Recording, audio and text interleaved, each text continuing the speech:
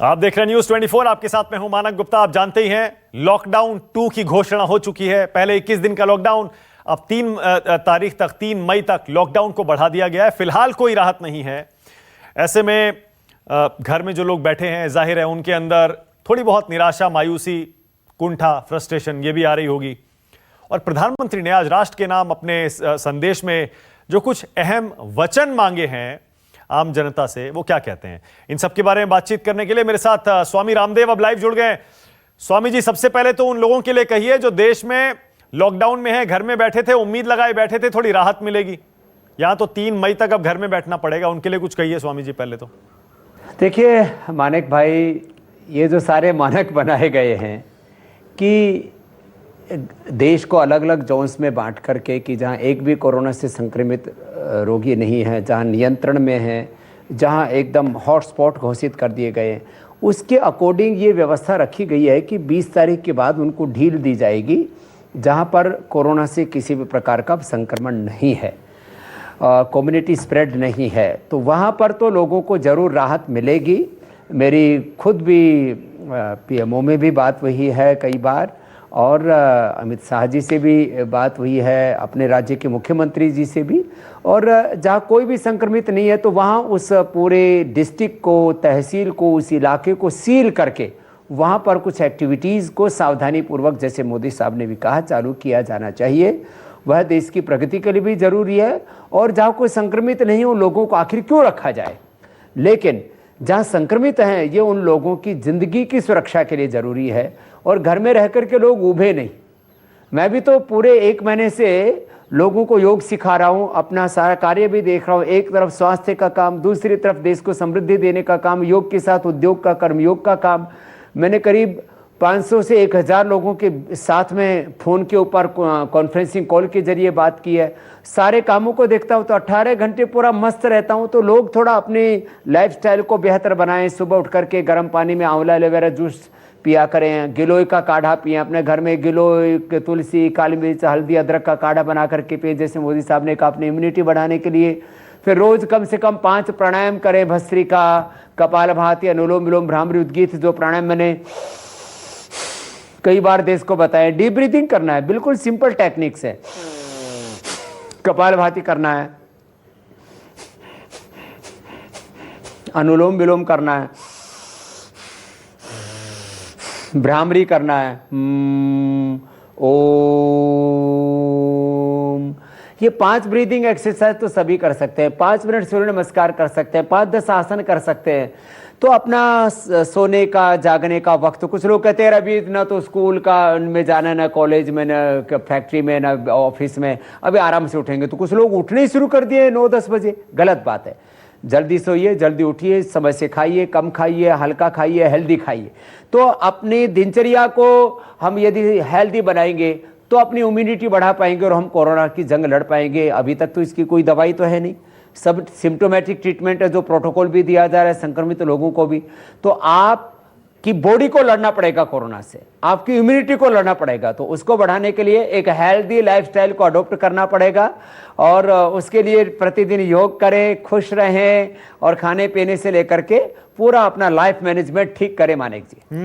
लेकिन स्वामी जी, अब लोगों में थोड़ी थोड़ी ना शायद वो संयम की कमी हो रही है। अब लोग अब धैर्य अपना खो रहे हैं। कैसे करें स्वामी जी, क्योंकि अब तो इसका अंत दिखाई नहीं दे रहा है फिलहाल। देखिए, ये सच है कि ये लड़ाई थोड़ी लंबी जरूर है, क्योंकि एक व्यक्ति भी होता है तो पूरे राष्ट्र को संक्रमित कर सकता है। और पूरी दुनिया में हमने देखा है, ये अब कोई काल्पनिक बातें नहीं हो रही हैं। इटली में एक महिला आई थी, वो अलग अलग चर्चों में गई और उसने पूरे इटली की जान जोखिम में डाल दी है।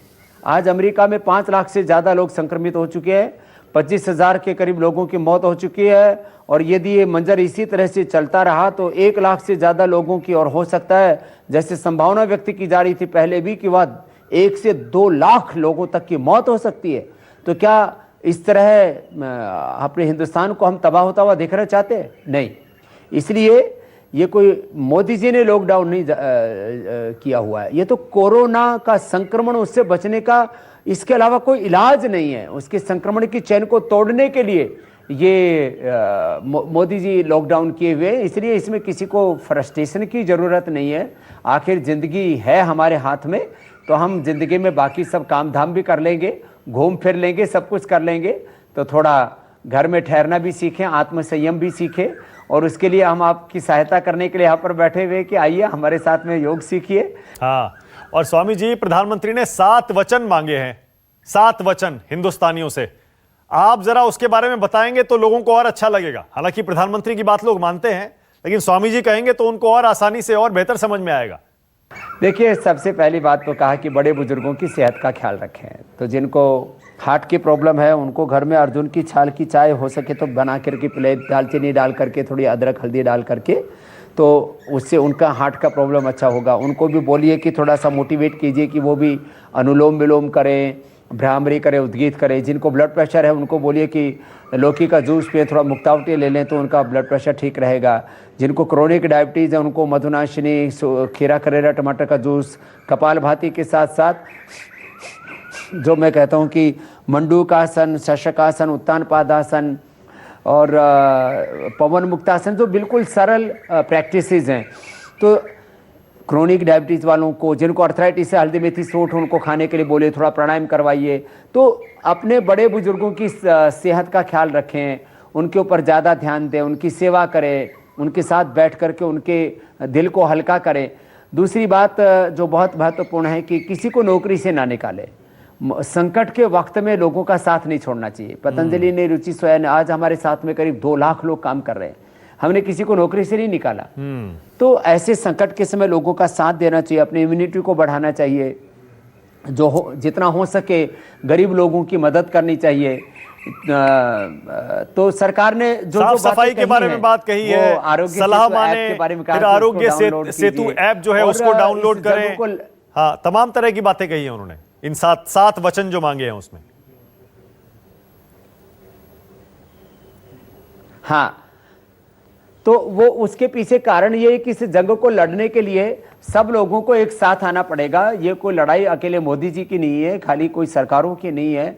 इस लड़ाई के साथ हम सबका सरोकार है। और कोई जब बड़ी जंग हमारे सामने होती है, बड़ा लक्ष्य हमारे सामने होता है, बड़ी चुनौती है इस समय, ये कि वैश्विक संकट है, एक विश्व युद्ध से, महायुद्ध से भी बड़ा एक ये कोरोना का युद्ध है। और इस सबको हमें कोरोना वॉरियर्स बन करके, योगा वॉरियर्स बन करके, एक स्ट्रॉन्ग वॉरियर्स बन करके, हेल्दी वॉरियर्स बन करके इस जंग को लड़ना है और जीतना है मानिक भाई। अब स्वामी जी एक बात और कही प्रधानमंत्री ने, वो कह रहे हैं कि कम से कम 1 हफ्ता और देखेंगे, 20 अप्रैल तक। 20 अप्रैल तक जिन इलाकों में केसेस नहीं बढ़ेंगे वहां पर हो सकता है थोड़ी थोड़ी रियायत दे दी जाए। तो ये उम्मीद की किरण है क्या? लोगों को सीख लेना चाहिए, जितना साफ सफाई रखेंगे, जितना सलाह को मानेंगे, घर में रहेंगे, इस वायरस को नहीं फैलने देंगे, उतनी जल्दी उनका जीवन सामान्य होगा।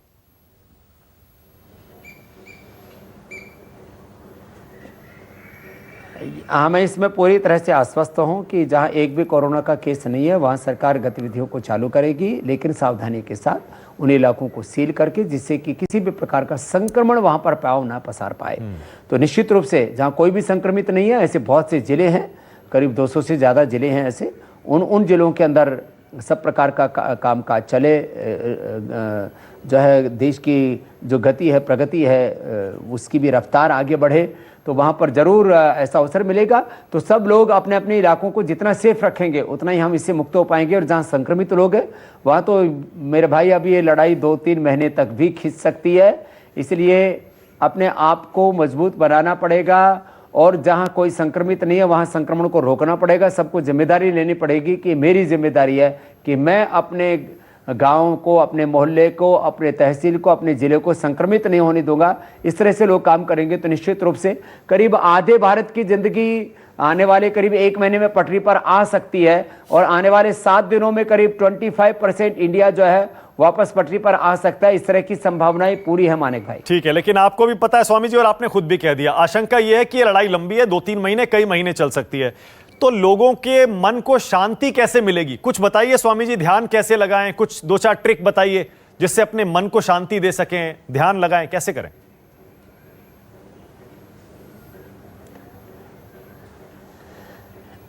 देखो, वज्रासन जिसमें अभी मैं बैठा हूँ इस आसन में बैठ जाएं। जिनका शरीर हल्का है वो पद्मासन में बैठ जाएं, और जो नीचे नहीं बैठ सकते वो कुर्सी पर बैठ जाएं। सांसों पर अपना ध्यान लगाएं।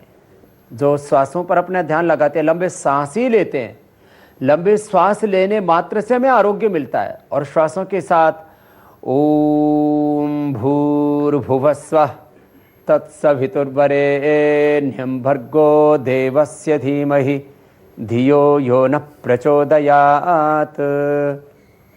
ओंकार या गायत्री का ध्यान करिए। जो भी अपना इष्ट है, जो कोई खुदा, अल्लाह, वाहिगुरु, अकाल पुरुष, जिस रूप में भी हम हमारे विश्वास है, अपने फेथ के अकॉर्डिंग हम ध्यान करें थोड़ा, और कुछ नहीं तो खाली सांसों पर ही ध्यान करें। इसको प्रेक्षा ध्यान, इसको विपश्यना ध्यान भी कहते हैं, ध्यान योग कहते हैं।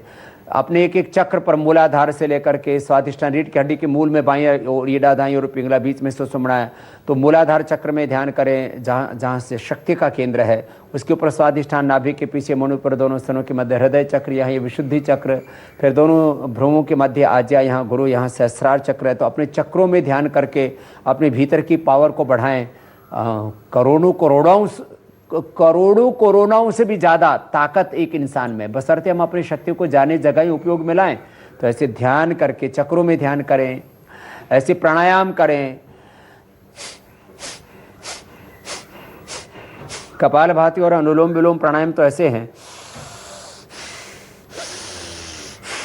जिनको, जो बड़े बुजुर्ग हैं जिनकी हेल्थ बहुत ख़राब रहती है, क्रोनिक डिजीज़ है, वो कपालभाति खाली पेट और अनुलोम विलोम तो खाने के आधे घंटे बाद भी किया जा सकता है। ये प्राणायाम करके अपनी इम्यूनिटी बढ़ा करके इस जंग को लड़ सकते हैं, अपने आप को पूरी तरह से व्यवस्थित रख सकते हैं। थोड़ा बीच में वक्त मिलता है तो थोड़ा भगवत गीता, रामायण, महाभारत और भी बहुत सी अच्छी किताबें हैं, स्वाध्याय करें, जप तप करें, भजन करें, कीर्तन करें, स्तोत्र पाठ करें। इतने काम है करने के लिए। मैं तो रोज 18 घंटे काम करता हूँ, समय कम पड़ जाता है। आज 40 सालों से मैंने एक दिन भी छुट्टी नहीं की है, छुट्टी की छुट्टी कर रखी है, तभी इतना मस्त रहता हूँ। तो करने वाले के लिए बहुत काम है, और जो कामचोर हरामखोर है, देखो उनका तो कोई इलाज है नहीं। एक आखिरी सवाल है स्वामी जी, और प्रधानमंत्री ने जो आज कहा, अपने वैज्ञानिकों से, डॉक्टरों से अपील की, उसके बारे में मेरा सवाल है। प्रधानमंत्री ने कहा, और उनका भी इशारा साफ साफ था, लड़ाई लंबी चलेगी। अब इकलौती उम्मीद जो दिखती है वो एक वैक्सीन की या किसी दवा की दिखती है, जिससे ये वायरस या तो आए ही ना, मर जाए, या इसका इलाज हो जाए। हमारे वैज्ञानिकों से प्रधानमंत्री ने अपील की, कुछ निकालिए, आपके पास मौका है, दुनिया के हम नेता बन सकते हैं, दुनिया में एक मिसाल दे सकते हैं। आपको भी लगता है हिंदुस्तान में ये आ सकती है वैक्सीन या दवा? जरूर मानिक भाई, हमारे पास भी करीब 500 साइंटिस्ट हैं, और हमारा PRI अभी भी पूरा वर्किंग में है। हमने अश्वगंधा से विथिनोन, गिलोय से हमने टिनोकार्टिसाइड, और अभी कुचला से भी हमने एक एक्टिव कंपोनेंट खोजा है। और हम अभी अपने लैब को भी अपग्रेड कर रहे हैं, जिससे हम कोरोना का वायरस लेकर के उसको डील कर सकें, और एनिमल ट्रायल की अगली जो श्रेणी है उसमें हम जा सकें। तो हमने 3 एक्टिव कंपोनेंट तो खोज लिए हैं, गिलोय से, अश्वगंधा से और कुचला से, और आगे भी हमारी खोज जारी है। और हमें उम्मीद है कि हम, जैसे वो लोग वैक्सीन खोजने में लगे हैं, तो हमने जड़ी बूटियों के ऊपर, सैकड़ों जड़ी बूटियों के ऊपर हमने काम करना शुरू कर दिया है। इससे ज़रूर कोई ना कोई रास्ता निकलेगा, और जब तक ये रास्ता नहीं निकलता तब तक कम से कम गिलोय, अश्वगंधा, च्यवनप्राश आदि खाते रहें, अपनी इम्यूनिटी बढ़ाते हैं, प्राणायाम करते रहें, दूध में कम से कम हल्दी, शिलाजीत भी डाल करके पी लेंगे, तो उससे इम्यूनिटी बढ़ जाएगी, और इससे रोग से लड़ने की ताकत हम पालेंगे। हमारी कोशिश होगी कि उधर वैक्सीन खोजी जाए, तो उधर उससे पहले हम आयुर्वेद की कुछ जड़ी बूटी भी दे दे जो संजीवनी का काम करे कोरोना के लिए। मानिक भाई, क्या बात है, क्या बात है। स्वामी जी, बहुत बहुत शुक्रिया, बहुत बहुत धन्यवाद। ये जानकर मुझे भी बड़ा अच्छा लगा, और मुझे पूरा भरोसा है करोड़ों हिंदुस्तानी भी ये जानकर बहुत आश्वस्त हो जाएंगे कि स्वामी रामदेव खुद लॉकडाउन में है, 18 घंटे काम भी कर रहे हैं, और एक इलाज भी ढूंढने में लगे हैं कोरोना वायरस का। अगर आपको हमारा ये वीडियो पसंद आया हो तो इसे लाइक और शेयर जरूर करें। अगर इस वीडियो पर आपकी कोई राय है तो नीचे कमेंट भी कर सकते हैं। और हां, देश और दुनिया की तमाम खबरों से वाकिफ रहने के लिए अभी सब्सक्राइब करें न्यूज़ 24 का YouTube चैनल। न्यूज़ 24, निष्पक्ष खबरें। बहुत बढ़िया।